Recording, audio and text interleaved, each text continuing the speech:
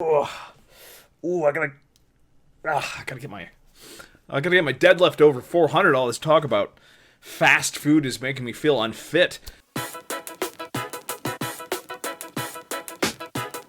It's a white versus black witchcraft. Welcome back to the D&D report. So, a lot of people in my community page have been telling me not to cover the Wendy's tabletop role-playing game story for several reasons. Number one, if you're against this sort of thing, talking about it is basically free promotion. And number two, this is actually good for the hobby because it's getting kids introduced into it and everything. So yeah, I have my misgivings. Let me approach these. Let me approach the latter first. So, I don't think there's much wrong with the actual thing itself. The PDF is awesome.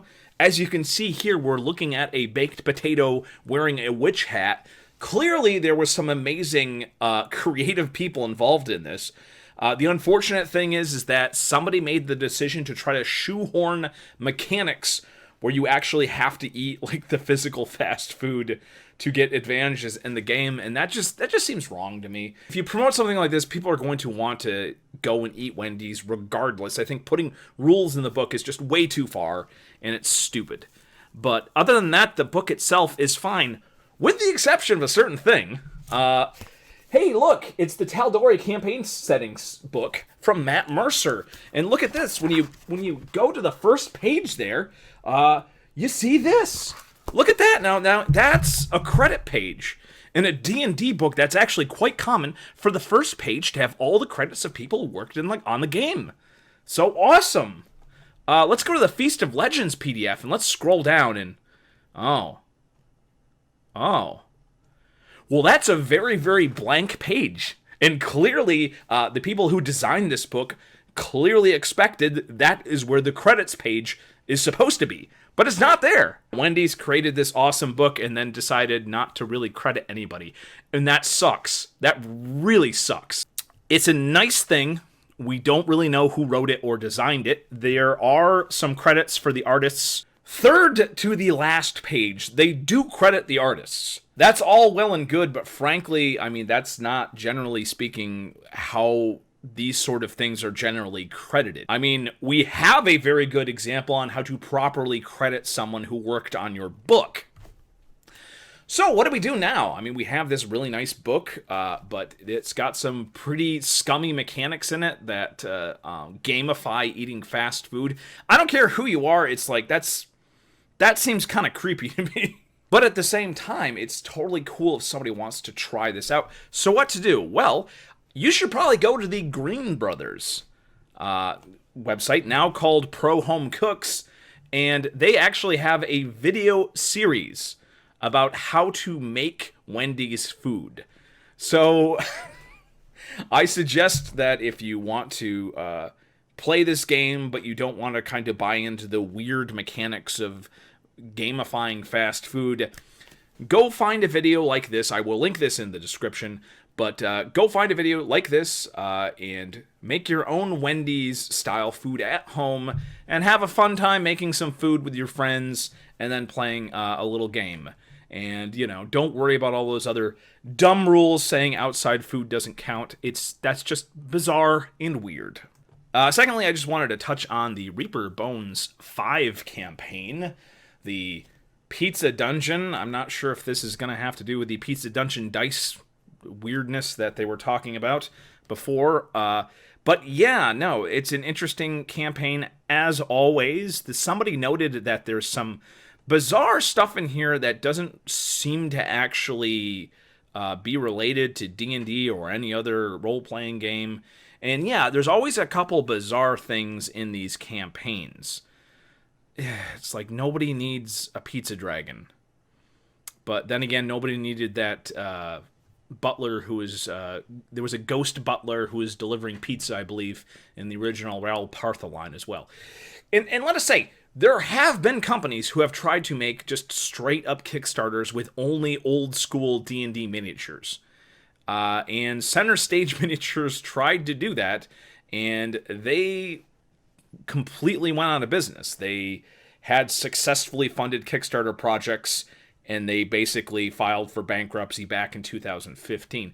Pacesetter Games actually took over a lot of their old school miniatures. It's a real shame the Devils and Demons line that they came up with would be great considering what the current D&D thing is right now. But sadly, I mean, that's an example of, like, these guys were doing what you would assume would be the correct thing and focusing on, like, hardcore D&D stuff, the old school miniatures that we don't have a lot of anymore. And I don't know, the Reaper Bones guys, I mean, Dire Cabbage might not be to everybody's liking. A lot of these miniatures might not be to everybody's liking. The way the setup is now, the material for these Reaper Bones is super cheap. The molds that they used to cast those materials, those molds are super, super expensive. So it's a little bit weird that they do a new thing for every line of miniatures that they do, but I mean, it is what it is. And again, I think it's telling. They still sculpt, mold, and sell metal miniatures, but they have never done a Kickstarter for those metal miniatures. So, if they were just interested in making bank, and this wasn't at least partially due to them needing more money to set up the molds for this material, then I think, we would probably have already seen a Kickstarter from them for their metal miniatures, but they never did that. So I think there is truth in the fact that they're saying that the only way they can actually do these sort of bones materials is to do these Kickstarters, because it's just so expensive making the molds for these products. And, I think they could have easily made bank doing like a small metal miniature Kickstarter, but they haven't done that. And also, too, they are definitely upping the quality of these miniatures as well, because as we all know, the Reaper Bones black material is much better than the traditional Reaper Bones material. It primes better. I think it's better details. Overall, a better product. And you know what? If they were just interested in cheap money, I don't think they would do that. So, I'm not entirely in love with this business practice of using crowdfunding to do like stuff on a regular basis. It might be the only way you can actually do miniatures in this material. And finally, for those fans of the Untitled Goose game, someone has created a stat block for the nameless Goose. And of course, the Goose is chaotic neutral. Link in the description. As always, I try to cover a wide variety of topics on the D&D report. If there is something you think I should cover in the next report, please let me know in the comments below. Dungeons & Dragons is one of over 300 fantasy role-playing games on the market today. At least 4 million players have accepted the invitation to enter into the fantasy dream world of sorcery, swords, and demons.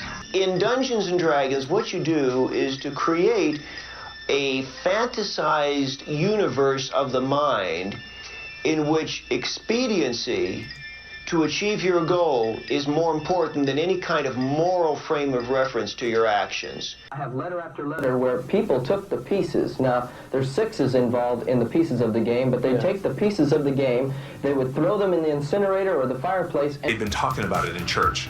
And they took my books, including my Deities and Demigods original edition, and they burnt them. They actually burnt them? They burnt them at a stupid church thing, and I was like, come on, you guys. And screams would come out. Seriously? What are the pieces, for instance? Well, this game affects the most intelligent of our children. It's time to stop! Where are your parents? And the pieces include white witches, wizards, necromancers, the clerics, that type of thing. It includes evil wizards. It's a white versus black witchcraft. I don't think anyone is suggesting that your intentions originally in this game were anything but good. It was a game to have some fun. But in the light of what some people would consider to be strong evidence, don't you really think that you have to rethink your position about the game and at least make known the potential for abuse of the game?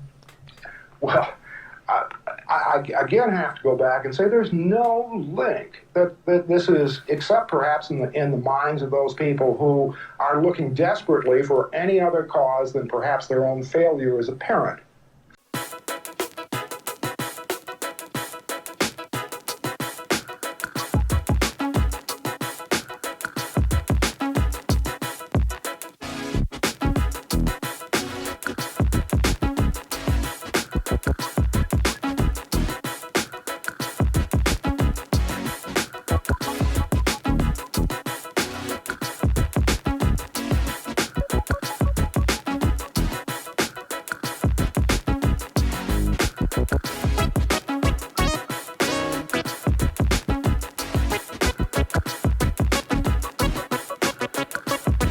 to not cover this. The AC unit, you.